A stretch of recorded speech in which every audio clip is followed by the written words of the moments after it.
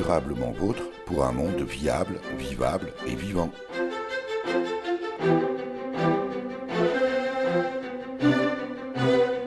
Aujourd'hui, nous évoquerons la solidarité internationale pour l'éducation et la formation. Nous sommes au Conseil général de Meurthe-et-Moselle, à Nancy, où se tenaient les 27 et 28 septembre 2018 les journées régionales du groupement des éducateurs sans frontières, avec sa déléguée régionale Grand Est.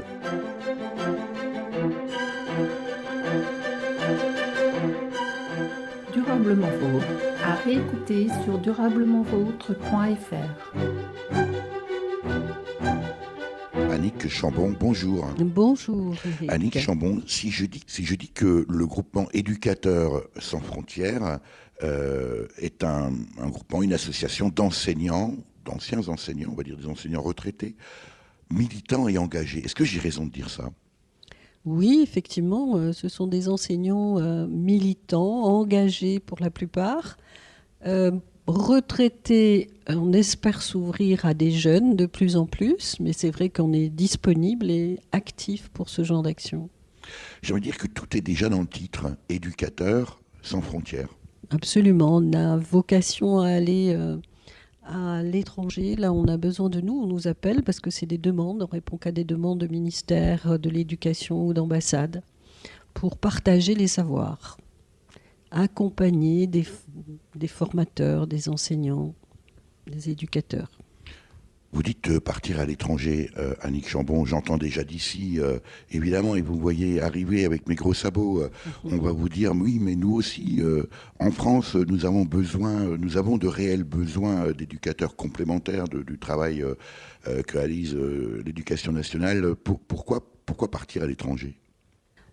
Écoutez, j'essaie de faire des actions ici aussi. C'est très difficile d'entrer dans les établissements scolaires pour faire de l'éducation à la citoyenneté et à la solidarité internationale. Et donc, il y a des demandes là-bas de formation d'enseignants. Ici, les enseignants sont quand même formés sur le plan pédagogique.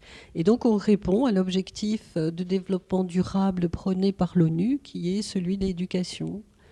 Donc, et vous intervenez partout dans le monde ? Partout, non. Beaucoup en Afrique de l'Ouest, puisque c'est l'Afrique de la francophonie. Donc, on est beaucoup appelé justement pour l'enseignement du français. Et également en Amérique latine, où on a des adhérents qui sont hispanisants. Il va y avoir un projet également à Cuba qui va s'ouvrir. Donc, on est aussi appelé en Asie, au Laos et au Cambodge pour former des guides touristiques en français. Est-ce qu'il y a un lien, Annick Chambon, avec une structure que l'on connaît bien, qui intervient à l'étranger, qui quelque part fait un peu le travail que vous nous expliquez là, qui sont les réseaux de l'Alliance française ?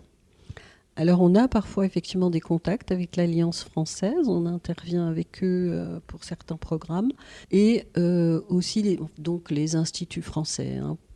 C'est-à-dire que nous, notre spécificité, c'est qu'on a des actions qui sont perlées. C'est-à-dire on reste 5, 6 semaines. On ne reste pas toute l'année. On a des projets sur 3 ans. Et donc, par exemple, pour une action au Maroc, j'ai cherché à trouver des cours de français gratuits pour des animateurs et éducateurs d'enfants des rues au Maroc, parce que le plus urgent pour eux, c'était d'avoir des cours de français pour pouvoir avoir une promotion sociale, en quelque sorte. Donc ça, c'est des actions qu'on fait avec eux. Et l'éducateur sans frontières, Annick Chambon, c'est de l'éducation uniquement aux Français, ou j'allais dire toute discipline comme on retrouve finalement dans l'éducation nationale ? Donc c'est en fait des formations pédagogiques, puisqu'on se spécialise dans la formation de formateurs. C'est-à-dire on va former des enseignants, on va former des éducateurs, des inspecteurs, des chefs d'établissement, pour qu'eux-mêmes ensuite démultiplient ces formations. On n'est pas en contact avec les élèves, donc on n'enseigne pas en quelque sorte. C'est plus de la pédagogie, c'est plus de la réflexion avec eux. Par exemple, au Maroc, j'ai accompagné des enseignants pour des projets dans leur classe de travail un peu plus interactif, à leur demande bien sûr. On est là pour accompagner. Et donc voilà, c'est plus ce type d'action que je n'ai jamais fait d'enseignement du français comme je peux le faire en France, parce que d'abord ça n'a pas de sens. Souvent dans ces pays, on parle de français de scolarisation, c'est-à-dire ils sont en contact avec le français que par l'école. Donc c'est une démarche complètement différente. Pour autant, dans les pays de l'Afrique de l'Ouest que vous évoquiez à l'instant, Annick Chambon, ou d'autres, ou le Maroc, ce sont des États organisés, ils ont aussi leur structure d'éducation. Comment ça s'articule avec vous? Alors comment ça s'articule avec nous? C'est-à-dire qu'on est un peu en complément. Alors ce que j'ai pu constater par exemple quand j'étais... bon, là je vais aller au Niger le 2 octobre. Et c'est pour un travail avec 4 collèges expérimentaux à Niamey, puisqu'on n'a pas le droit de sortir de Niamey. Et donc, il est évident qu'ils n'ont absolument pas les moyens de former les enseignants. Quand l'ONU apprenait les objectifs du millénaire, il fallait ils étaient amenés à développer l'éducation primaire. Et ils ont pris très rapidement des enseignants, formation brevet. Donc évidemment, c'est pas suffisant. Les élèves qui arrivent en collège parlent très mal le français. Parce que ces enseignants eux-mêmes ne le maîtrisaient pas. Or, tous les cours sont en français. Donc, on ajoute une difficulté supplémentaire à ces enfants. Il y a 70 élèves, notamment en 6e, ils sont dans des périodes, donc les conditions sont extrêmement difficiles. Donc, c'est le ministère qui nous demande de venir. Il y a bien sûr l'AFD, qui est l'Agence française du développement, Aide et Action, l'Organisation de la francophonie aussi internationale, qui participe donc à ce programme d'éducation dans le cadre du G5 Sahel, mais il n'y a pas de moyens dans ces pays. Donc voilà. C'est pourquoi on est obligé de pallier. Bon, au Maroc, il y a eu, c'est vrai que les éducateurs, animateurs et éducateurs sont souvent pas bien payés, sont pas bien considérés, et que dans certains États, les écoles sont plus bradées au privé. C'est une réalité. Comment vous faites le choix des actions, Annick Chambon? Parce que là aussi, on imagine fort bien que les besoins sont immenses à travers la planète et que vous ne pouvez pas être partout non plus. 2 questions. Est-ce qu'il existe des structures comme la vôtre, Éducateurs sans frontières, dans d'autres pays? Et comment vous faites le choix des pays dans lesquels vous intervenez, dans lesquels vous pouvez intervenir, et le choix des actions que vous menez? Alors pour le choix des actions qu'on mène, d'abord on a des demandes qu'on examine et puis on fait ce qu'on appelle une mission de faisabilité. On va sur le terrain analyser les besoins et on regarde si dans nos groupes on a des compétences. Il y a une autre démarche qui consiste aussi à... il y a des actions qui se font depuis très longtemps au Maroc et qui continuent. Donc voilà, il y a des équipes qui partent là. Il y a toutes les actions en Afrique de l'Ouest aussi qui continuent et qui se renouvellent. Et c'est certains collègues qui ont soit des expériences en Tunisie parce qu'ils ont enseigné en Tunisie ou eux-mêmes ont vécu dans ces pays-là qui vont construire des actions en relation avec les institutions. Donc voilà les manières de travailler. Et la première question, c'était est-ce qu'il existe des structures équivalentes ailleurs en Europe et dans le monde? Alors, je pense qu'il y a des structures d'éducation. Je ne suis pas très informée là-dessus, mais je crois savoir qu'on est la seule association d'éducateurs qui est essentiellement faite de bénévoles. Alors justement, vous faites référence aux bénévoles. Annick Chambon, tout ce travail extraordinaire repose quasi exclusivement sur des bénévoles. Et comment faites-vous pour être à la hauteur? Alors j'imagine qu'il doit y avoir des frustrations, parce qu'évidemment, vous ne pouvez pas tout faire. Mais comment faites-vous pour assumer toutes ces missions? Écoutez, on est 500 au niveau national, donc voilà, c'est aussi à cause de cela qu'on refuse certaines missions, et puis on veille à nos compétences, et voilà. Mais les moyens financiers, il en faut. Alors les moyens financiers, en voyage, pour agir sur place. Alors les moyens financiers, on est amené de plus en plus à faire appel à du mécénat, on a une responsable donc de recherche de fonds. Et on a des bailleurs pour, par exemple, ce qu'on appelle le projet multi-pays qui concerne le Maroc, le Sénégal et le Bénin. Et donc, ce projet multi-pays, dont le bailleur principal est l'AFD, c'est-à-dire l'Agence française du développement, qui émane du ministère des Affaires étrangères. Et donc, ensuite, on doit chercher les compléments. Le bénévolat est valorisé jusqu'à 35%, c'est-à-dire notre activité elle-même représente... est valorisé. Est-ce que ce n'est pas, malgré tout, Annick Chambon, un constat d'échec des pouvoirs publics que de devoir faire appel à des bénévoles pour faire un travail d'éducation hors frontières? Alors, c'est sûr qu'on ne peut que constater que les États se sont de plus en plus désengagés, puisque quand le greffe a commencé, Greffe pour groupement des éducateurs sans frontières, qui a été créé par Gabriel Cohn-Bendit en 1988, les enseignants étaient détachés pour ce genre d'action.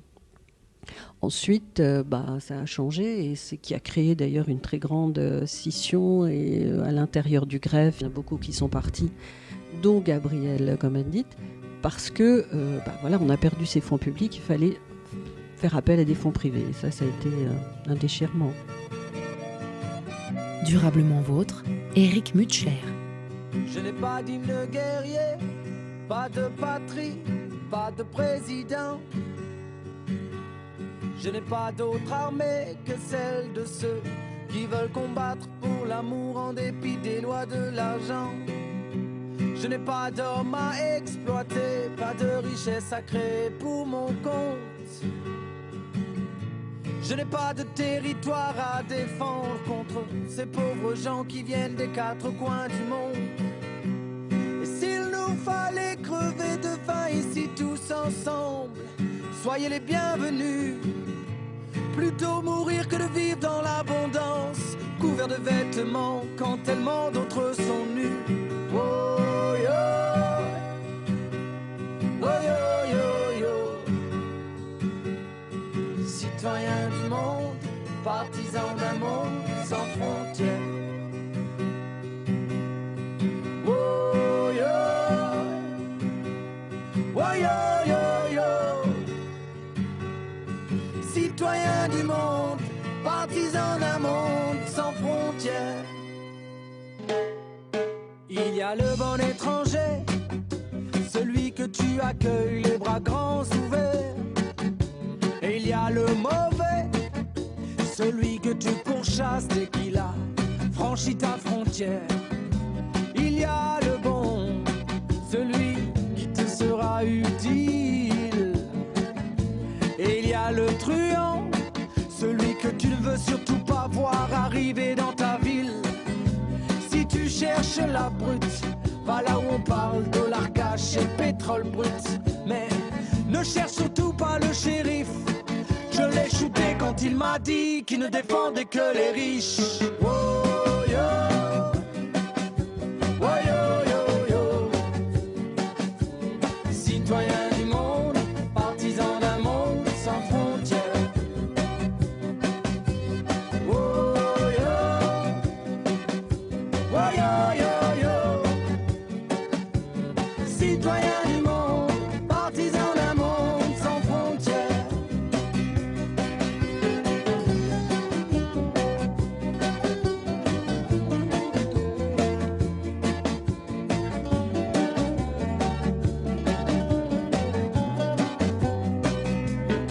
Et si ta part te suffit pas, tu en prendras d'autres sans avoir à te battre. Il y a tellement de petits sur cette terre, tellement facile à abattre. Vois toutes ces frontières, ce ne sont que de sombres cicatrices. Plaies ouvertes d'anciennes conquêtes, vestiges de vains sacrifices. Tant de pauvres soldats envoyés au charbon sont morts pour elle. Combien au chaud la victoire était fêtée au champagne par leur colonel. Il n'y a qu'un seul rêve que je poursuive, une seule phrase qui en moi résonne. Par-delà les frontières, la terre doit... Nous sommes toujours avec Annick Chambon, déléguée régionale Grand Est. On verra que c'est un Grand Est un peu tronqué du groupement des éducateurs sans frontières qui se réunit aujourd'hui au conseil départemental de Meurthe-et-Moselle pour ces journées régionales qui se tiennent tous les 2 jours, une fois par trimestre. Et nous sommes aujourd'hui le vendredi 28 septembre 2018. Annick Chambon, on a entendu toutes les actions que vous menez à travers le monde pour former des formateurs, des éducateurs, et tout ça repose exclusivement sur des bénévolats. Pas tout à fait, parce que je crois comprendre que vous avez malgré tout 2 salariés au niveau national. Oui, pour l'administratif essentiellement. Et c'est récent. Et c'est la moindre des choses. Je disais aussi que c'est un Grand Est un peu tronqué. Parce que nous n'avons pas la Champagne-Ardenne, mais nous avons la Bourgogne-Franche-Comté. Donc c'est un découpage qui existait avant la recomposition des régions administratives. Donc pour l'instant, on n'a pas changé ce découpage pour le greffe. Et la région Grand Est ne vous oblige pas, comme elle le fait ailleurs, à la fusion? Non, elle ne nous oblige pas à la fusion. Pas pour l'instant, en tous les cas. Pas pour l'instant. Comment est né le mouvement Éducateurs sans frontières, Annick Chambon? Alors, ce mouvement est né en 1988, a été fondé par Gabriel Commandit, d'enseignants, d'instituteurs donc, qui ont été détachés pour ces actions de solidarité. Un rapport avec Dany Cohn-Bendit? Je crois que Gabriel est assez indépendant de son frère et que lui était effectivement un militant dans l'éducation et qu'il a fait des choses très intéressantes, des collèges pilotes aussi, je crois, à Nantes. Voilà, donc je crois que deux frères qui sont bien engagés et bien militants, en tous les cas, oui. Peut-être c'est là qu'il y a un ADN particulier. Alors, vous êtes tous militants, pour l'instant encore retraités de l'éducation nationale, avec une structuration très efficace. Le groupement des éducateurs sans frontières, Annick Chambon, est particulièrement bien structuré avec des réunions régulières comme ici aujourd'hui au conseil départemental de Meurthe-et-Moselle. Oui, effectivement, on a 3 fois, enfin une fois par trimestre, 3 fois dans l'année, des journées régionales. Notre région comprend un responsable du pôle projet, c'est-à-dire donc de tous les projets qui s'organisent aussi bien ici que là-bas, un responsable communication, responsable ressources humaines, une trésorière, voilà, et un responsable formation aussi. Et puis, donc, chaque région a un délégué régional et nous nous retrouvons au Conseil des régions à Paris, tous les 14, pour effectivement travailler et mettre ensemble, par exemple, des opérations de communication, partager nos actions et il y a après le CA et on essaie de rencontrer le conseil d'administration avec le conseil des régions pour être au plus près des réalités et des besoins des régions. Est-ce qu'il faut être retraité de l'éducation nationale pour adhérer, pour soutenir le groupement des éducateurs sans frontières, Annick Chambon? Non, il ne faut pas être forcément retraité. On accueille aussi des actifs. Maintenant, notre fonctionnement, puisqu'on est encore essentiellement des retraités, permet pas toujours aux actifs de s'engager parce qu'on part en avril ou en septembre, ou en octobre ou novembre. Mais on va effectivement y réfléchir et on essaie de faire en sorte que nos réunions aussi aient lieu le week-end pour permettre aux jeunes de s'y insérer. On a eu à la rentrée des associations de Strasbourg beaucoup d'actifs qui se sont inscrits sur notre liste là pour être contactés.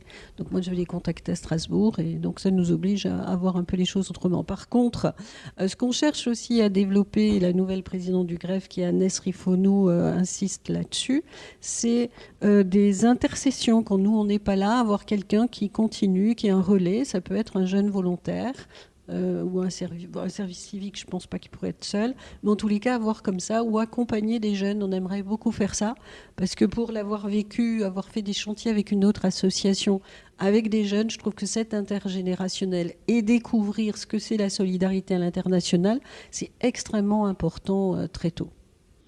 On va profiter de ces journées régionales ici au conseil départemental qui réunissent une trentaine de personnes de votre région Grand Est à vous. On a vu que c'était un peu tronqué.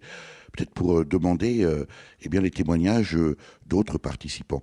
On va essayer d'être le plus discret possible et rentrer dans votre salle de réunion. Par l'Agence française de développement, ce qui est que sur le cas de 3 pays, soit après, on tombe dans le Durablement vôtre, Éric Mutschler. Des sources des cofinancements et c'est où tu vas trouver. Donc le groupe recherche de fonds.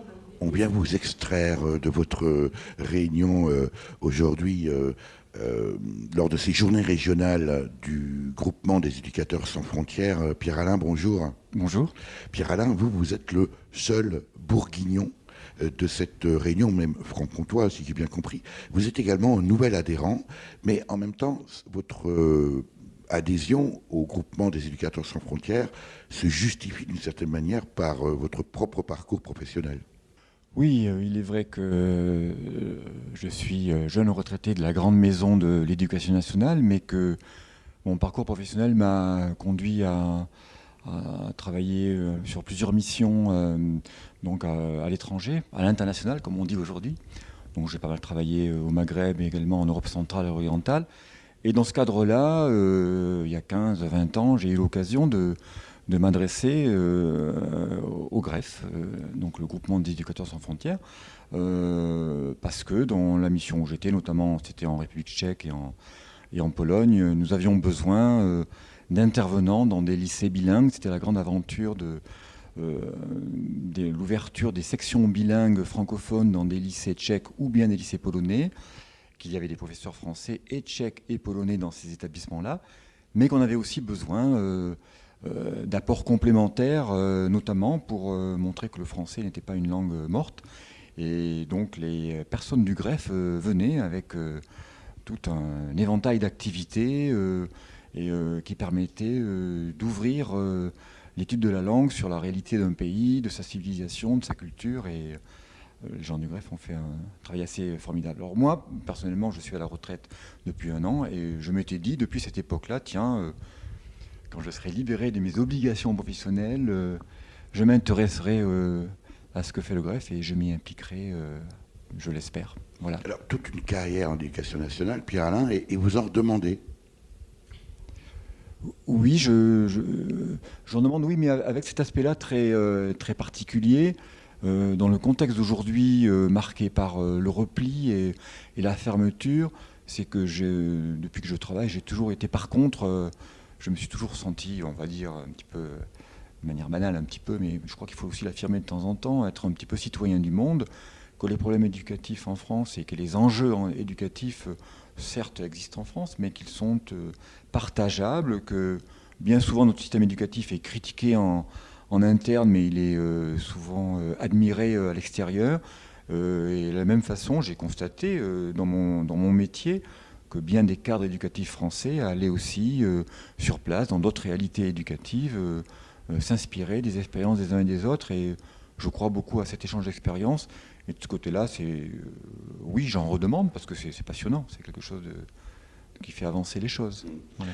Il y a pour autant des milliers, alors je n'ai pas le chiffre exact, mais j'imagine des milliers, des dizaines de milliers de retraités de l'éducation nationale, Pierre-Alain, et vous êtes 500 au groupement, je veux dire seulement, malgré tout, seulement 500 au groupement des éducateurs sans frontières. Est-ce que ce n'était pas le moment de lancer un appel, finalement, à vos collègues comme vous retraités, pour eh bien, mettre à disposition du monde vos compétences? Absolument, je crois que il est normal peut-être aussi que les personnes qui quittent une activité professionnelle aient un temps de réflexion, de recul, mais un recul positif. Et il est vrai que le GREF aussi a, je le dis sans critique particulière, mais a sa propre responsabilité sans doute par rapport à la promotion de ses activités. Et donc du coup, modestement, je voudrais sur la région Bourgogne-Franche-Comté, notamment parce que le GREF fait partie d'une plateforme, qui regroupe de nombreuses associations et collectivités locales engagées dans l'international. C'est Bourgogne-Franche-Comté International, mieux faire connaître le GREF. Et surtout qu'en fait, les personnes qui quittent l'éducation nationale sentent qu'elles ont des compétences et qu'elles sont des ressources sur lesquelles on peut compter et on attend. Et peut-être aussi, c'est par modestie, les gens, moi-même quand je suis arrivé, je peux encore me poser la question de savoir qu'est-ce que je peux apporter concrètement aujourd'hui. J'allais vous poser la question, Pierre-Alain. Qu'est-ce que vous envisagez vous-même d'apporter au groupement des éducateurs sans frontières et des missions en perspective? Oui, alors je crois qu'il faut être clair et je pense que ma collègue a dû l'expliquer, parce que le GREF a des activités à la fois à l'international, mais développe aussi un certain nombre d'actions, notamment en direction de publics qui n'a pas la chance d'être suffisamment encadré et pris en charge. Je pense notamment à tous les publics des migrants et des jeunes migrants. Donc à titre personnel, vous m'avez posé la question, je vous réponds. J'interviens dans le cadre d'une grosse association franc-comtoise qui s'appelle l'Hygiène sociale du Doubs et modestement, je fais de l'accompagnement scolaire auprès de jeunes migrants dans la compagnie. Et ça, je pense que toute personne qui quitte l'éducation nationale, souvent quand je discute avec les collègues, c'est des choses qui les intéressent parce que là, ils se sentent directement utiles. Il n'y a pas l'idée qu'il y a le poids de l'administration, des tutelles, etc. Il y a un contact direct avec le public et en plus, un public étant extrêmement en demande et dont je suis personnellement surpris de la motivation et de la réussite souvent lorsqu'on s'intéresse à eux. Et sur le plan international, je réfléchis. Il y a aujourd'hui un très beau projet animé sur le Niger qui concerne la restructuration des collèges. Il y a des projets sur la Tunisie. Je ne suis pas directement impliqué, mais j'y suis très intéressé. Je connais les personnes qui les animent.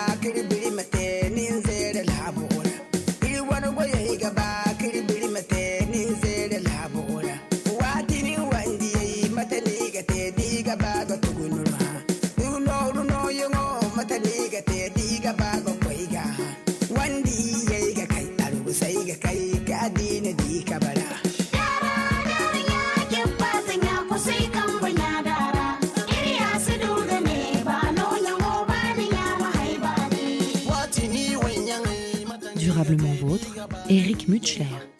Ce vendredi 28 septembre se tient au conseil départemental de Meurthe-et-Moselle, ici à Nancy, une des journées régionales de 2 jours du groupement des éducateurs sans frontières. Et on en profite pour rencontrer à la fois la déléguée régionale qu'on a entendue tout à l'heure et qu'on retrouvera tout à l'heure, Annick Chambon, et vous, Anne Muller, bonjour.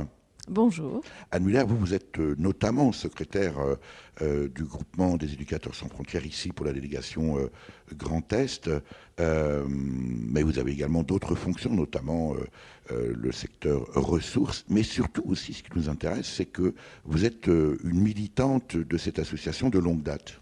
Tout à fait. Depuis 2006, au moment où j'ai pris ma retraite, je me suis engagée directement au niveau du greffe, avec grand plaisir, il faut dire, parce que je me disais qu'il fallait absolument faire quelque chose de cette retraite. J'avais 56 ans, donc jeune encore, et en pleine forme. Donc voilà, ça m'intéressait beaucoup de réfléchir et de travailler vraiment avec d'autres personnes. Et j'ai énormément appris au sein de cette association. Alors, Éducateurs sans frontières, ce sont pour l'instant, on a entendu l'appel au personnel actif, mais pour l'instant essentiellement des retraités d'éducation nationale. Votre parcours, Anne Muller ? Mon parcours professionnel, donc j'étais directrice d'école maternelle et pendant une 20aine d'années, et donc j'ai fait toute ma carrière dans un quartier populaire de Nancy, c'est-à-dire le Haut-du-Lièvre. Et déjà, depuis votre engagement au groupement des éducateurs sans frontières, le GREF, une douzaine d'actions menées. Tout à fait, une douzaine d'actions menées. Alors, dans le cadre de l'école maternelle, donc formation d'enseignants en école maternelle dans des pays francophones comme le Bénin. Alors justement, quelle a été la première de vos missions, Anne Muller? Alors, la première mission, je suis partie sans rien savoir du greffe, comme ça, au pied levé, pour remplacer quelqu'un.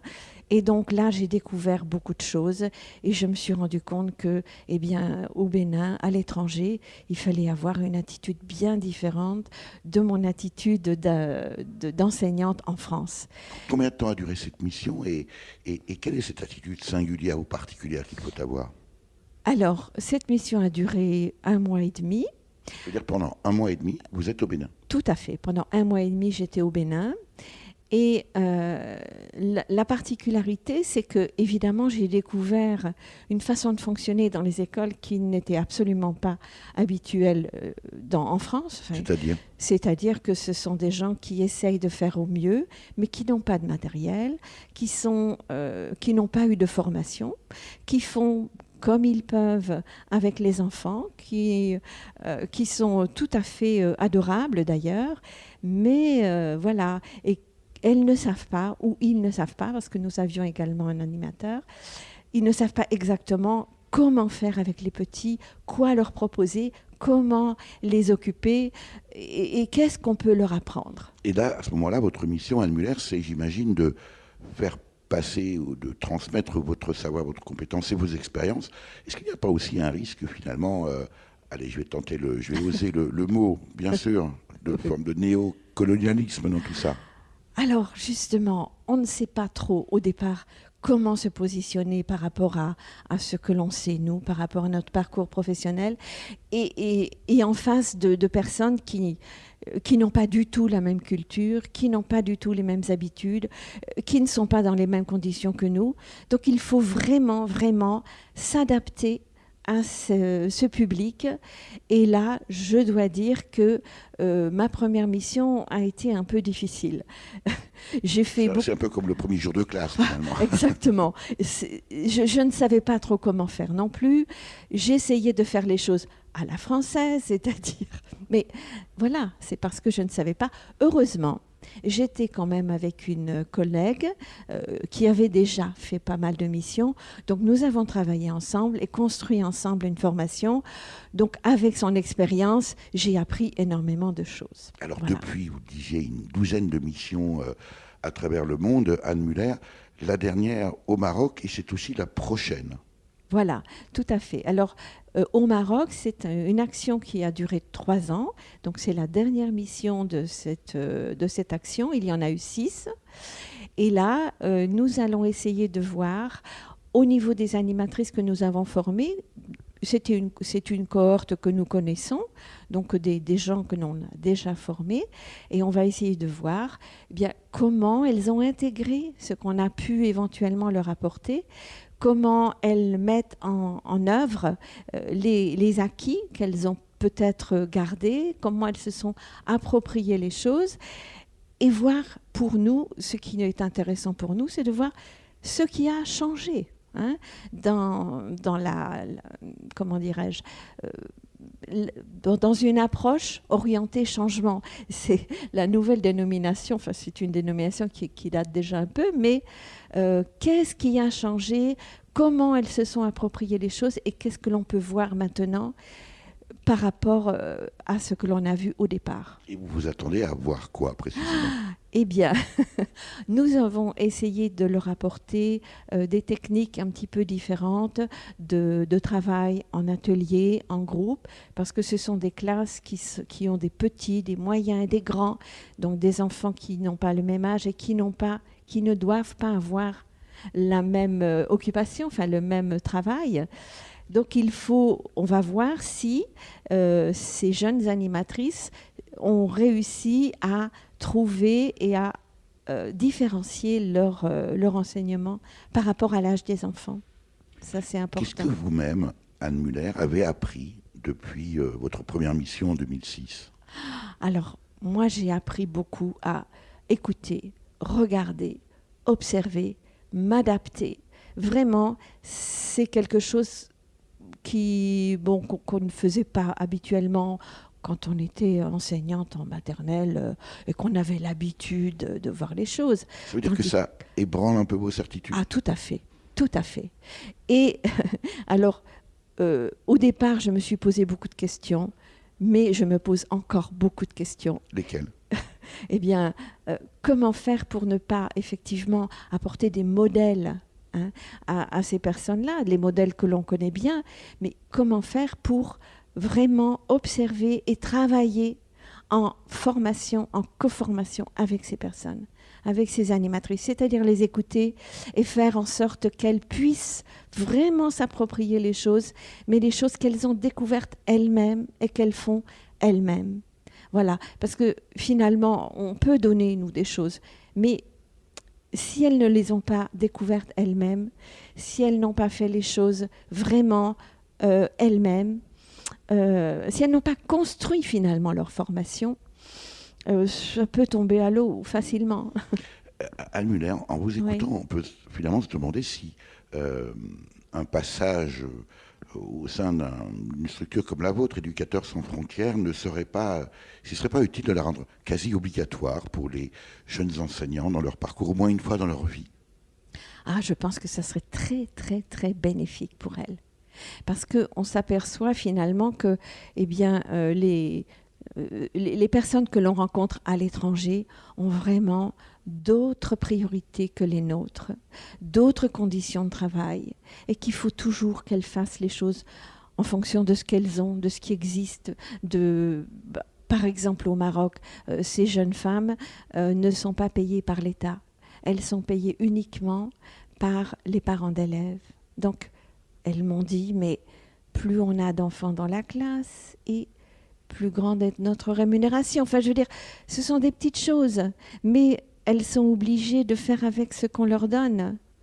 Elles ont la foi, ces jeunes, mais quelquefois, c'est pas toujours facile pour elles, sûrement. Quand j'étais gosse, haut comme 3 pommes, je parlais bien fort pour être un homme. Je disais je sais, je sais, je sais, je sais.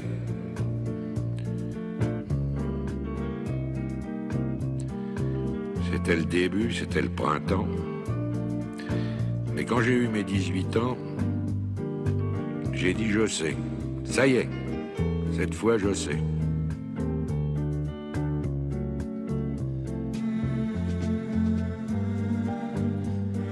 Et aujourd'hui, les jours où je me retourne, je regarde la terre où j'ai quand même fait les 100 pas, et je ne sais toujours pas comment elle tourne.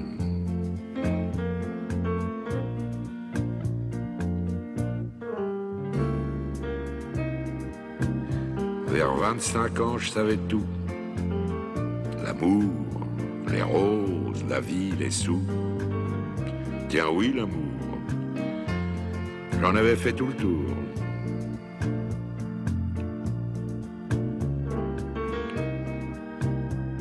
Mais heureusement, comme les copains, je n'avais pas mangé tout mon pain.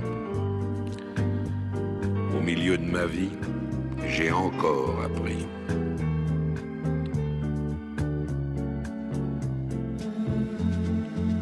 Ce que j'ai appris, ça tient en 3-4 mots. Le jour où quelqu'un vous aime, il fait très beau. Je peux pas mieux dire, il fait très beau. Durablement vôtre, Éric Mutschler. C'est encore ce qui m'étonne dans la vie. Moi qui suis à l'automne de ma vie. On oublie tant de soirs de tristesse, mais jamais un matin de tendresse.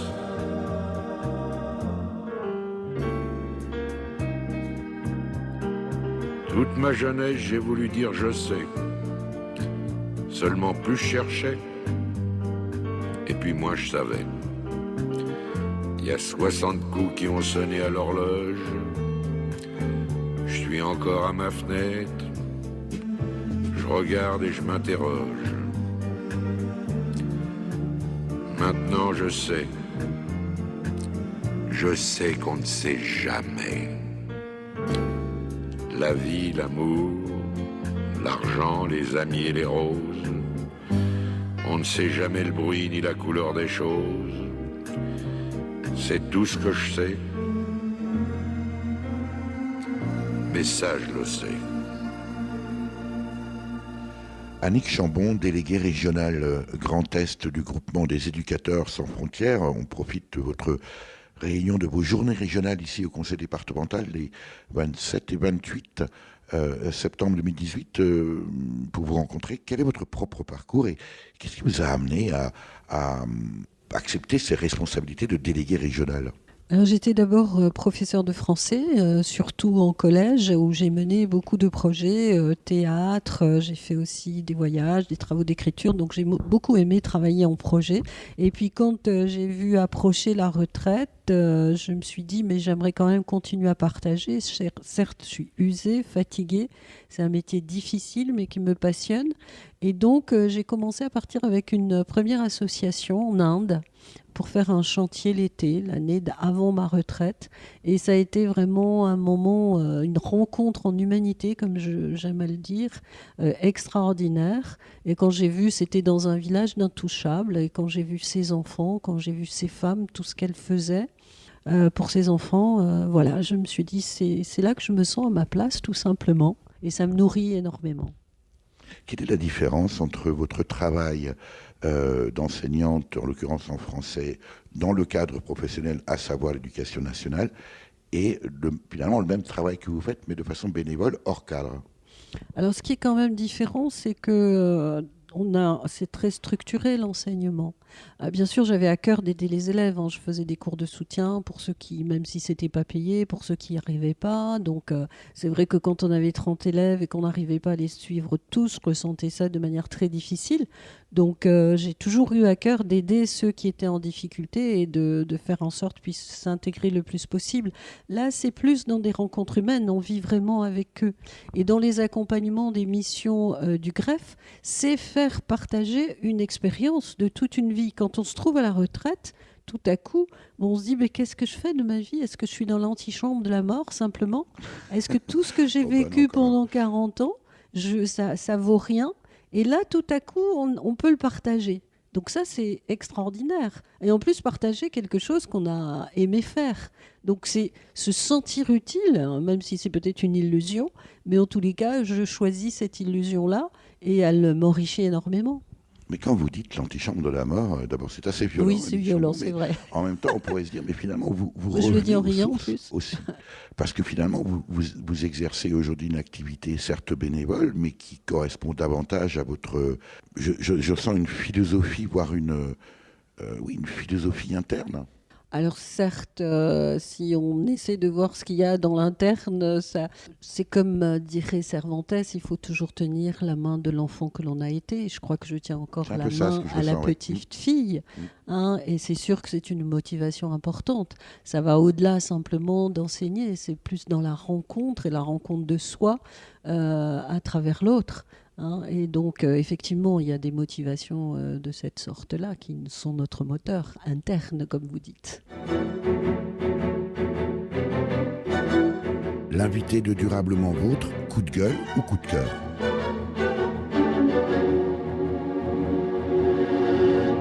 Annick Chambon, quand on est comme vous, délégué régional Grand Est, on va pas revenir là-dessus, on a vu que c'était un peu tronqué, du groupement des éducateurs sans frontières, on est plutôt coup de cœur ou plutôt coup de gueule?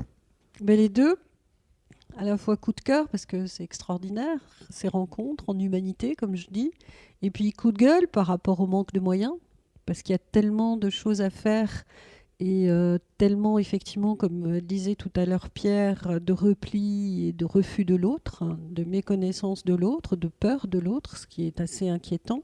J'ai envie de pousser des coups de gueule, comme le disait aussi tout à l'heure en réunion un collègue, Claudine, qui prépare ce projet pour lequel nous partons mardi au Niger. On va être reçu par le ministre de l'Éducation de l'enseignement secondaire. On a un projet sur 4 collèges.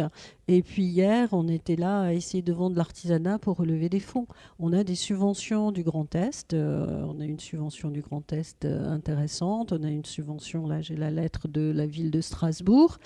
Mais tout le reste, il faut qu'on cherche, parce que là, c'est pas dans le projet multi-pays, il faut qu'on cherche des fonds et c'est vraiment galère pour faire ces projets. Donc oui, là, parfois, j'ai coup de gueule. Parfois aussi, ce qui m'énerve, c'est tout ce qu'on dit à propos des retraités, que ce ne sont pas des actifs. Et que donc on réduit un petit peu. L'éducation nationale. Voilà, retraités de l'éducation nationale, et on dit les retraités, bah, finalement, ils sont un petit peu pas actifs, alors que je crois que les bénévolats des retraités, on devrait se pencher un peu là-dessus et se rendre compte de la valeur ajoutée que c'est pour notre société. Et aussi, en France, changer un petit peu d'attitude par rapport à ces vieux qui sont riches d'expérience et qui ont à partager et développer. C'est très relatif, hein, en tout cas relatif, au groupement des éducateurs sans frontières. Voilà. Ce sont des très jeunes vieux. On est de jeunes vieux, encore dynamiques, mais voilà... que ce ne soit pas un prétexte pour rallonger la retraite, hein, parce que faire le métier d'enseignant aujourd'hui, moi je vois mes jeunes collègues, c'est vraiment usant, parce que c'est de plus en plus difficile. Il y a très peu de reconnaissance, on leur demande beaucoup, on les accuse de beaucoup de maux de notre société, et on ne valorise pas assez les choses qui sont faites et qui sont extraordinaires. Et pour autant, Annick Chambon, 500 bénévoles au groupement des éducateurs sans frontières. Où sont vos collègues jeunes retraités comme vous qui pourraient activement participer à vos actions? Alors beaucoup de collègues, quand ils arrivent à la retraite maintenant, sont usés par le métier, usés par... et on doit le reconnaître, il y a de moins en moins d'engagement. Il y a de moins en moins de militantisme. C'est un phénomène sociétal. C'est un phénomène Comment social. Vous l'expliquez ? Je crois qu'on est dans des sociétés de plus en plus individuelles, avec des fonctionnements de plus en plus individuels. Il y a beaucoup moins de solidarité proche, même dans la structure familiale, elle est de plus en plus réduite. Est-ce que c'est un fantasme où on se dit avant c'était mieux, avant cette solidarité existait, où on a peut-être tendance quelquefois à imaginer la société d'avant comme étant idéale, ou est-ce que c'est une véritable évolution en profondeur de la structure de la société?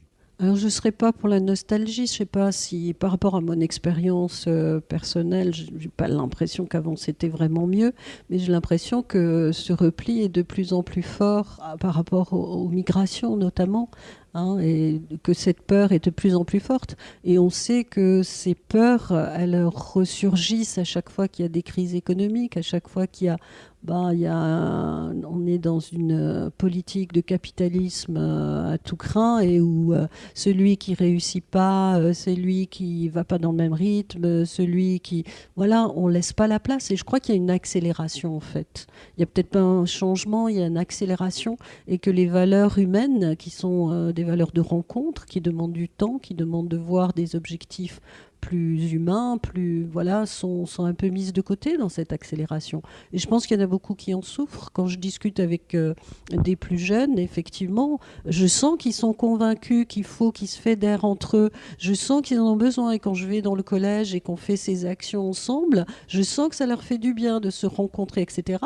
Mais ils n'ont pas le temps. Il y a le programme, il y a ceci. Et ça, on peut le démultiplier dans d'autres actions. Donc je pense que oui, il y a une accélération qui fait qu'on ne pense pas à l'essentiel, aux véritables valeurs de rencontre, de partage. Et il y a malgré tout un paradoxe, Annick Chambon. On sent bien aussi aujourd'hui des initiatives nombreuses et un besoin de la société civile qui est très active dans le domaine notamment du développement durable. Et en même temps, de façon quasi frontale, ce désengagement que vous évoquez. Comment vous l'expliquez, ce paradoxe ? Je ne sais pas si on peut l'expliquer par la professionnalisation des ONG. C'est-à-dire, si vous regardez les ONG qui existent, la plupart sont des ONG professionnelles. Il y a des salariés maintenant. Depuis quelques années, se sont créées toutes ces ONG et elles sont devenues professionnelles. Ce qui n'est pas le cas du greffe. C'est pour ça qu'on rame. Parce qu'en même temps, on n'est pas une gramme. Mais pour autant, si elles sont professionnelles, c'est parce que les instances l'ont souhaité. Oui, tout à fait. Pour compenser le manque des États, il y a aussi des ONG privées qui cherchent d'autres moyens. Oui, absolument. Oui. Et votre analyse pour les années à venir au regard des enjeux du développement durable, on parle de réchauffement climatique, crise migratoire, comment vous voyez cela, Annick Chambon, de votre poste de déléguée régionale de jeunes retraités de l'éducation nationale? Je suis très inquiète. Je suis inquiète aussi pour l'association parce que je vois que parfois on s'essouffle, on est peu nombreux et du coup nos fonctions sont très lourdes et ce que nous avons à faire c'est très difficile. Et si au fur et à mesure que les anciens partent, ils ne sont pas remplacés, ça va être difficile. C'est difficile pour le Greffe parce que comme je le disais, c'est une entreprise qui n'est pas petite mais qui est moyenne et qui n'a pas assez de moyens. Donc on est toujours en train d'en chercher et on n'a pas beaucoup d'écho. Donc je suis plutôt inquiète aussi des replis identitaires et de ce qu'on peut voir monter comme peur de l'autre. Merci Annick Chambon. Merci à vous. Voilà pour ce reportage sur le groupement des éducateurs sans frontières, une association d'enseignants militants et engagés dans la solidarité internationale pour l'éducation et la formation. Avec Annick Chambon, déléguée régionale Grand Est, Anne Muller, secrétaire, et Pierre Alain, nouvel adhérent. Pour en savoir plus, soutenir et pourquoi pas devenir vous-même éducateur sans frontières, rendez-vous sur gref, ça s'écrit gref.asso.fr. Vous avez pu écouter dans l'ordre Citoyens du Monde par le groupe HK et les Saltimbanques, paru sur l'album éponyme sorti en 2011. Dara Dara Ghana par le groupe nigérien Yana, sorti également en 2011. Et enfin, Maintenant je sais par Jean Gabin, extrait de la bande originale du film de Claude Lelouch, Attention Bandit, sur des musiques de Francis Lay, sorti en 1987. Merci à Véronique Olivier à la réalisation. Vous pouvez réécouter cette émission dès la semaine qui suit sa première diffusion sur le site www.durablementvôtre.fr.